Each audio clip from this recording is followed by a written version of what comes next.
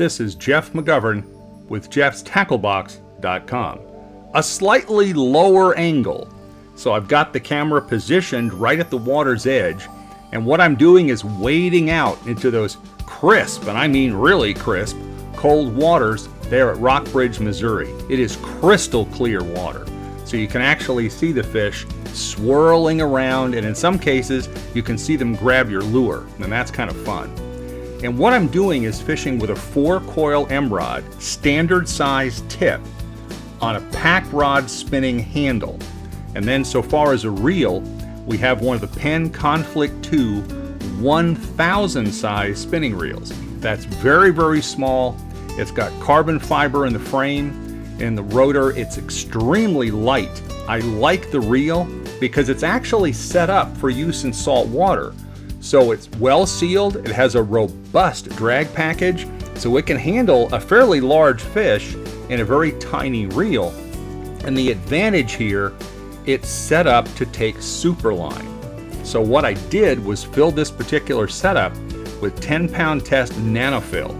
Normally what I'll do is spool on a few yards of mono first, and then tie in the nanofill and fill to the edge of the spool capacity with that. It saves on the amount of superline because it's expensive, and it doesn't hurt the fishability at all, and it also gives the line a bind to the spool, because sometimes if you don't have that with a large fish, your line will feel like it's pulling out, it's going against the drag, maybe the drag's broken. It's not.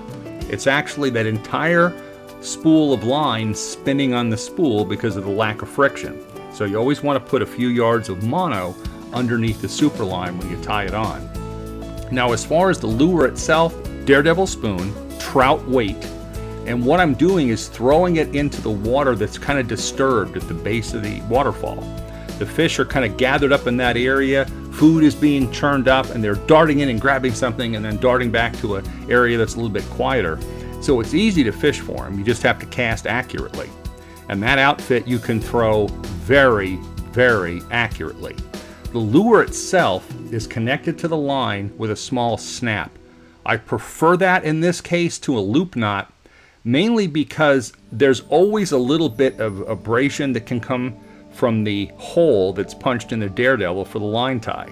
And so I prefer to tie to the small snap, then snap on to the Daredevil, no swivel, because it gives it a little bit more flex in the water, and it seems to be a little bit more secure landing larger fish. Now as you can see, I'm walking this back to shore. It's a lot easier than fooling around with a net and twisting all over the place and getting everything tangled up.